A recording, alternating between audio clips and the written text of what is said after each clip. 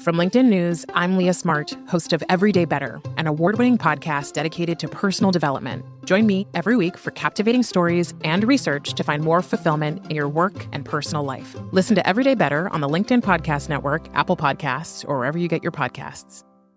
From LinkedIn News, I'm Jessie Hempel, host of the Hello Monday podcast. Start your week with the Hello Monday podcast. We'll navigate career pivots. We'll learn where happiness fits in. Listen to Hello Monday with me, Jessie Hempel, on the LinkedIn Podcast Network or wherever you get your podcasts.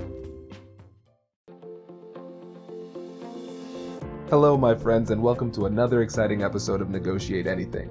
Negotiate Anything is produced by the American Negotiation Institute, and with over 3 million downloads and listeners in over 180 countries, listeners just like you have made it the #1 negotiation podcast in the world. I'm Kwame Christian, and I'm the director of the American Negotiation Institute. We're growing, and I want to introduce you to our new team members and new trainers. This will give you new and diverse perspectives on negotiation and conflict resolution. And that's why Shane Martin, our head of sales and partnerships, is going to serve as co-host of the show from time to time. We're excited to continue to provide you with the best content that will help to make your difficult conversations easier, both at work and at home. Lastly, our team conducts negotiation and conflict resolution trainings in the United States and abroad. Our trainings will give you the practical skills you need to resolve conflict, negotiate, lead, and persuade with confidence. Click the link in the description below to learn more about how we can make your difficult conversations easier. Mike, thanks for joining us today. Thanks for having me, brother. I'm excited to be here. Yeah, man, it's my pleasure. So how would you get us started by telling us a little bit about yourself and what you do? Yeah, so Michael McGovern, I'm local to Columbus, Ohio here. I'm a real estate investor, entrepreneur. We've got a construction company, roofing company, mindset guy, right? I love sales. I love real estate. A little bit of it all, man. Just excited to be here. Yeah, we're excited to have you. And listeners, so one of the things that's really cool about Mike is that, yes, he's in real estate himself. He has that company. He also has the construction company, and he's starting this business on that trains people who are interested in getting into real estate. And so you're like a triple threat here, multiple threat here, which is pretty cool. That's right. And can you tell the listeners about the passion that you have regarding the real estate and teaching that too? Yeah, so for me, I always relate real estate back to like the moment that my life changed, right? Because it kind of helped me figure out self-development, start diving into self-development. I never read a book till I was 26 years old. And when I got into real estate, these gurus, all these people out there start saying, read this book, read that, Rich Dad, Poor Dad, right? All of these things. And so I started reading books and just really consuming the knowledge in real estate, which started to really push myself in the self-development space because I started to see like these high-level performers, these high-level real estate guys were all very big into the mindset side of things. They were all just super high-level people. So real estate kind of forced me into myself and just really kind of figuring out who I was. And that's what gets me so excited about the coaching space because I've watched people change their lives the way that I changed my life. And that's what I like to do is be able to show these people like just that avenue that they could take to get themselves to the next level. Yeah, I love it. And that flows perfectly into what we're going to talk about today, everyone. So the first thing we're going to talk about is the importance of training and improving your skills. The next one is the importance of the mindset that you have as you're developing these skills in order to be successful.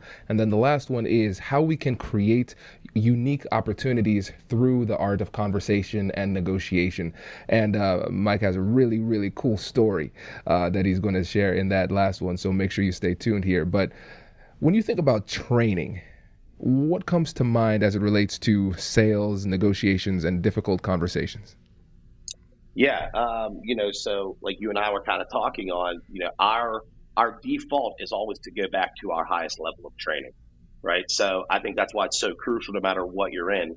And let's relay this way back to school and growing up, right? Our whole lives we're taught, we're coached forever. right? All through high school and elementary school and college. And then all of a sudden we get out in the real world and we think we've got it figured out and that we don't need training and we don't need help anymore. And, I think that's why mentors and coaches and continuing to have that continued education is so important, because, all those things we learned, it doesn't really hit you till you get in the real world. And, so for me, that's why I'm so passionate about that space and just educating and learning, because, when you get into sales, when you get into these high level, high pressure conversations, we always go back to our highest level of default. And whatever that training might be, have you studied? Do you know how to build that rapport? Or, when it comes into neuroscience and things like that, and just knowing how to respond and reflect and have those conversations with that person and get them to be at ease so that they can have these conversations that they actually feel comfortable having with you. Yeah, I mean, and it's really hard to get somebody to feel comfortable if you yourself are not comfortable in the interaction, right? And Yep. I think about it from a sports perspective, like you mentioned too. With professional athletes seem to take their training so much more seriously, so they're constantly training, and then there are few games in comparison to the amount of practices that they have.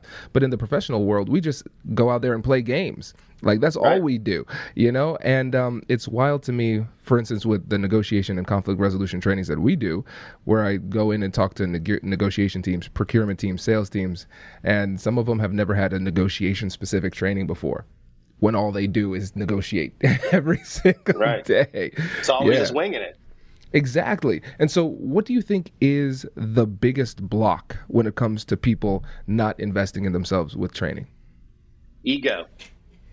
I think ego is one of the biggest things. It's people don't want to feel weak, and as you get older, you're supposed to have this person. You're supposed to be this person that has it all figured out.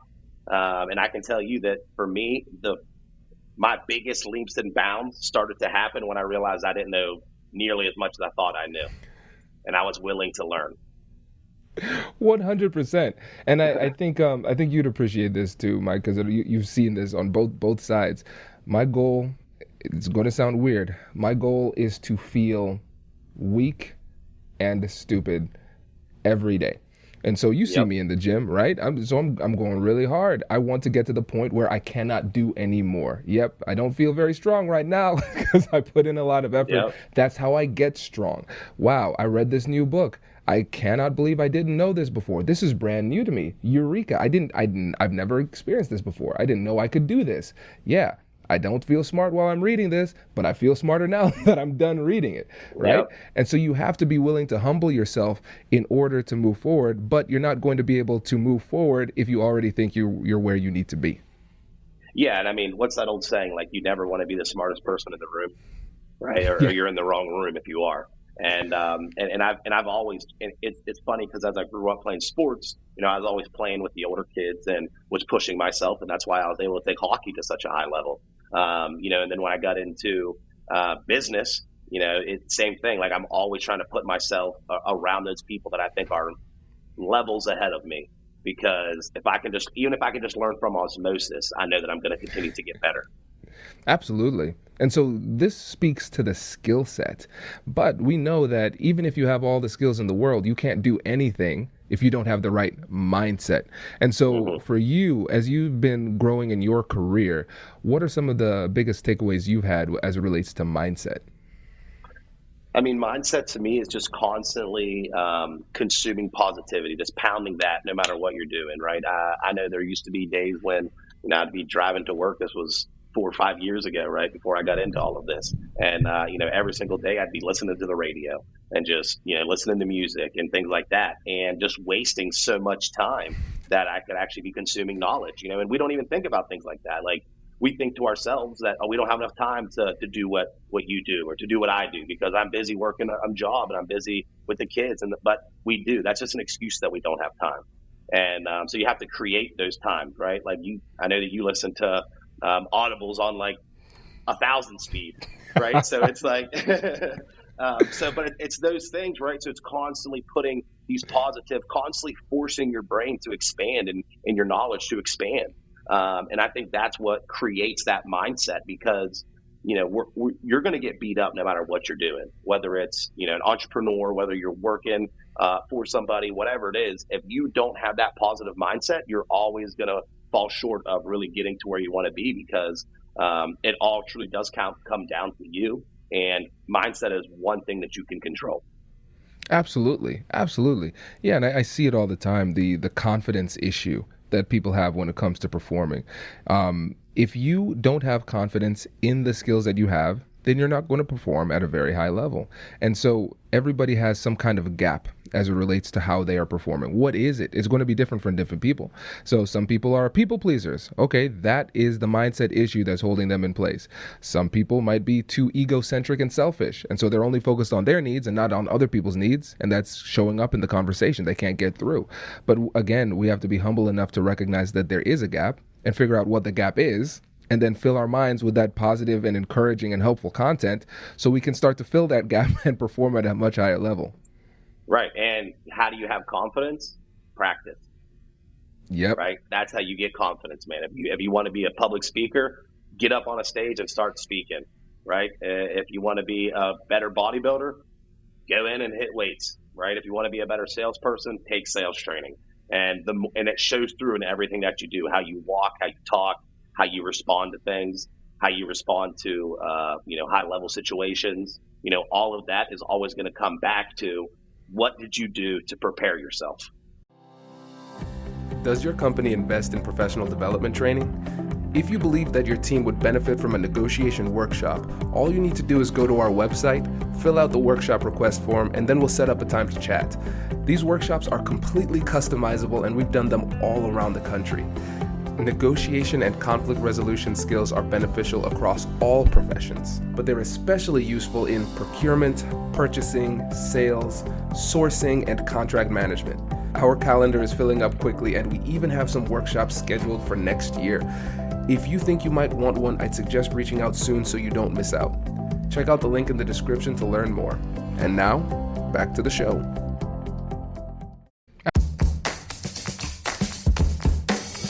Hey you, I'm Andrew Seaman. Do you want a new job? Or do you want to move forward in your career? Well, you should listen to my weekly show called Get Hired with Andrew Seaman. We talk about it all, and it's waiting for you, yes you, wherever you get your podcasts. Brace the rudders! Raise the sails! Raise the sails! Captain, an unidentified ship is approaching. Over. Roger. Wait, is that an enterprise sales solution? Reach sales professionals, not professional sailors. With LinkedIn ads, you can target the right people by industry, job title, and more. We'll even give you a $100 credit on your next campaign. Get started today at linkedin.com/marketer. Terms and conditions apply. Absolutely. And one of the things that's so interesting about this is the fact that there's really nothing new as it relates to the struggles that we are facing as humans. There's somebody else who has gone through the same thing and figured it out and created something to show you the way. It's out there. Mm-hmm. You just have to find it. And I really like the fact that you're mindful of surrounding yourself with this positivity. You're recognizing that everything has an impact. I think about it kind of like you are what you eat, you are what you consume. Yeah. And just like we eat real food, we eat brain food too. And so are we nourishing ourselves in our free time, or are we poisoning ourselves? It's real. And I think that it's such a hard balance to find too. And I hate the word balance because I feel like you're never really balanced, right? Balance doesn't really exist. But I'm sure you probably felt this too. I could read 20, 30 pages every day, listen to my Audible book on the way to work, podcasts, talk to people like you, do all these things. And then I still get anxious when I'm sitting at home, like trying to watch TV for a half hour. Right. And I'm like, I should be learning. I should be, you know what I mean? Like someone's going to pass me up. Like it's so hard to find that, to just be able to give yourself grace too, to know that, hey, you're doing everything that you can, and you have to let time catch up too, because there's nothing that we can do with time. And it just takes action, daily actions, steps to get to where you want to go. And as long as you stay consistent with it, you're going to fall off. You're going to have good weeks. You're going to have bad weeks. But as long as you just get back up and just keep moving, you're going to get there eventually, whether it's in a year, 10 years. Like, it's not up to us to decide when that time happens. It's just being ready for every opportunity when it presents itself. Yeah, absolutely. Absolutely. And for the listeners out there who came to this podcast in general, or in particular for this episode, looking for like tactics, strategies, and everything, we're going to talk about that in the next section. But I really want to spend time here hammering this part home, because I run into this in my trainings and some of the coaching that we used to do. People are kind of tactics hunters. Right? I'm just going to sit here and I'm going to hunt different tactics. I'm going to say this, I'm going to approach it this way, and those type of things. But yes, strategy is great. Tactics are great. Little one-liners are cool every once in a while. Mm-hmm. But again, if your mindset isn't in the right place, it's not going to work, because let's say you're confident enough to deliver the message in the way that you want to, as it relates to the words, like just the words, right? If your mindset isn't in the right place, people can sense that something is off, right? You have to really embody what it is that you're trying to promote, or you're trying to be in that situation. So if you really want to care about, if you want to show somebody that you care about what it is that they're going through, you actually have to care about what it is that they're going through, right? You have to carry the right mindset in order for the message to be delivered in the right way. 100%. And I think it all really boils down to, this, I know this, we're all out here selling the same thing, right? I don't know if you're a fan of Ed Milet, but I listened to a speech Ed Milet had, and he said, I don't care if you're Alex Rodriguez or you're a guy buying a car in a car lot. We all want happiness, right? And he's like, no matter what you're selling, sell happiness. If you're selling cheeseburgers, if you're selling trainings, we have to understand that our job as salespeople or negotiators is to help somebody get from where they're at to where they want to be. And we want to make that as seamless as a transaction as we can for them, and just show them that that grass is greener on that other side. But that takes you being intentional and disciplined to listen to where they're at, right? And being able to meet them where they're at and relate and to help them, walk them to where they want to be. And for me, I always think about that no matter what I'm doing. I'm like, what can I listen to this customer, to this consumer? Where are they at? Where do they want to be? And how can my product or what I'm offering help get them to that pace?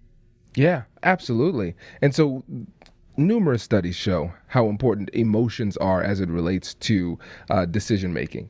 And right now, what you're showing here is people want to get to happiness. They want to get there. That's the destination. And they're using whatever it is that we're talking about as just a conduit to happiness. And what I've seen sometimes is that people are hesitant as it relates to leaning into the emotionality of that reality, right? They can get too transactional. So in real estate, hey, this is the market price. You want a house, buy the house. Right. And so when you're coaching up some of the young folks in real estate, how do you get them to adopt the mindset of, think about this as an opportunity to connect this business transaction to their emotional goal of happiness? Yeah. And that's huge too, because we get so transactional in this business. And especially what we're doing, I have guys, cold callers that are, they're calling 100 people a day on a power dialer. They might get to talk to somebody for 30 seconds, and it's a quick, stop calling me, hang up on them. Right. And that's what I tell these guys. I'm like, hey, if you can just get somebody on the phone, just get them on the phone and listen. Don't drop a script. Scripts are great. Right. Scripts are there to help you have a guideline of just to remember the important questions that you need to ask along the way. But if you go to follow a script verbatim, you're not listening to the person.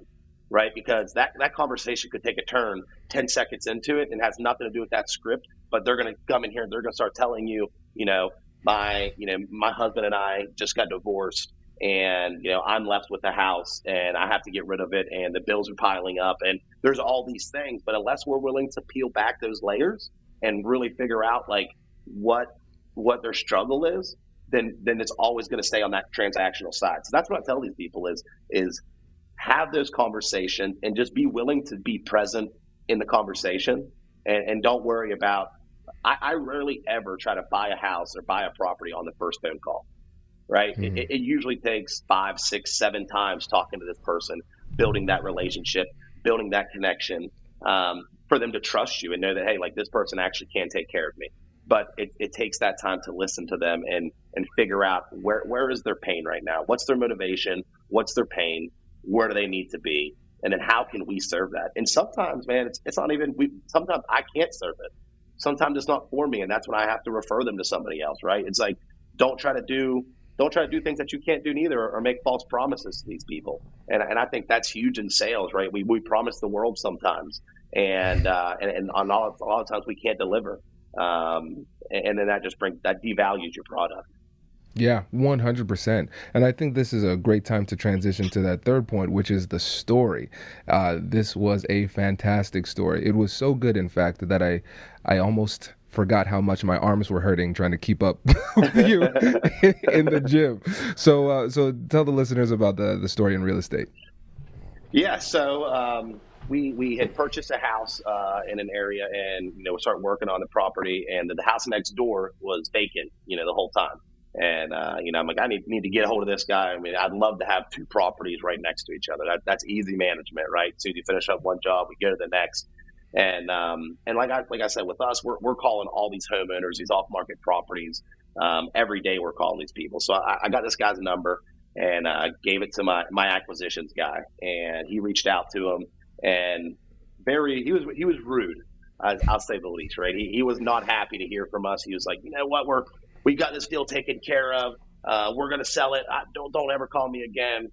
This and that, called me everything under the sun, and basically hangs up on us. So I'm like, all right, well, that's frustrating. That could have been a really good deal, but it is what it is. So you kind of lick your wounds and you just pick the phones back up and you keep going. And I had actually been traveling. This is kind of where things, I do believe that some things happen for you. They happen for you, not to you, right? And I had just gotten back from a vacation, and we were getting this project wrapped up, and I ended up having to go over and do a few things, some demolition stuff that I don't care to do it, but I got stuck doing it. I went in there, and I pull up to the house, and they're there. The next door neighbors are there, and so I go over and start talking to them, and I'm like, hey, I got the house next door. What's kind of going on with this house? And I never try to jump directly into the transaction, right? I'm never going to be like, hey, sell me this house. I'm just looking around. I walk in and I try to stay, aware of all the things that's going on. And as I'm looking around at the house, they're on their hands and knees, like scrubbing carpet that looks like it should have been ripped out and replaced 2 years ago, right? So I'm like, okay, I'm starting to look, all these indicators are going off in my head, like they want to sell this house. And so I start talking to him, like, yeah, well, what's the plans here? Like, oh, we're going to rent it out, and we're going to get some tenants moved in, get some people moved in here, and we're not really interested in selling. I'm like, okay, yeah. And I was like, well, do you mind if I kind of just like peek around and take a look at it? And as I'm looking around and just noticing all the things that need worked on, right? And I think in sales, kind of relating this to that is so often we're having a sales transaction where we're scared sometimes to actually pull out the pain, right? We want to keep a friendship, and sometimes like sales isn't about always building that great rapport. Like sometimes you can be too friendly and you lose a deal, right? Like you build a relationship, all of a sudden, well, now they look at you as like a friend, and you lose the transaction piece of it. So for me, like I always try to walk that fine line of not like over building rapport, but staying in a line where like, okay, they trust me, they want to work with me, but I'm not to the place they're so comfortable with me that now they feel like they can't do a transaction with me anymore. And so I'm walking around telling the guy, this looks like this needs done, that needs done. We're talking. He's like, yeah, well, I'm going to get to it. And I was like, so where are you guys from? They end up being about an hour and a half, 2 hours away, and I'm like, oh man, I'm like, well, I'm in Dublin, and it takes me a half hour to get here. I couldn't imagine being 2 hours away. That must be hard, being a landlord from 2 hours away when something happens. He's like, yeah, it's really tough, man. But we do it. And I'm like, oh, it's like that's something you're gonna do for a long time. You're gonna continue to do that, or you have more projects down there. Like, do you even have contractors up here? Like, you guys are in here 2 hours to come scrub the carpets. That's just that's quite a hike for that. And he's like, yeah, well, we're just going to get it ready for the winter time. And I'm like, oh, okay, gotcha. Makes sense. So, and as I'm kind of peeling these layers back, I just want to keep that conversation going. And so our house is getting rehab next to it, and everybody that is in real estate loves to see a house that is being rehabbed, right? They feel like they're a part of it. They know things about that process. So I'm like, hey man, you want to go next door and check out what we have going on? He's like, yeah, that would be awesome. You know, so him and the wife come over. They're walking next door with me, and I'm walking around the property, telling them that we did this and we did this, and just really diving in on how we are rebuilding this property, right? And like giving it new life again, because a lot of these people, when they own properties, it's funny, but we build this connection to properties and these stories that we have the properties. So a lot of times that's one of the reasons people are so hesitant to sell something, because they might have grown up in the house, right? It might have been their parents' house and they passed away. So you really have to help them kind of let go. And, so I got them next door, we're talking, and, as I was like, oh yeah, man, we put all this money into it. We got to do the floors and the kitchen. I was like, well, kind of like your house, right? We got to do some of the stuff you did next door here. And he's like, yeah, man. So as we're wrapping up the conversation, I was like, well, I'll let you guys go. And, before you go, man, so you have no interest in selling that house, huh? And he's like, well, honestly, man, I'll be honest with you, Mike, I don't really want to put anybody else into it, man. It's my dad's house, and we're doing all this work. We are driving 2 hours. Like everything that I was kind of throwing at him, all of a sudden, it was a waterfall. And I was like, all right, so what? Great, man. Like, what would you take for it? For me, we're trying to buy about a house a month, and I haven't closed on anything set to close in November yet. I would love for your property to be that house. Do you have a number in mind? And it was 120, and I was like, all right, well, that sounds good. 120 is not going to work for me. So we're going to have to, could you do 100? And I knew my number was 110 the whole time. Right? And it's always about meeting them in the middle, right? Taking their expectation, taking your expectation, and finding that medium ground. And, I was like, how about 100? Nah, I can't do 100.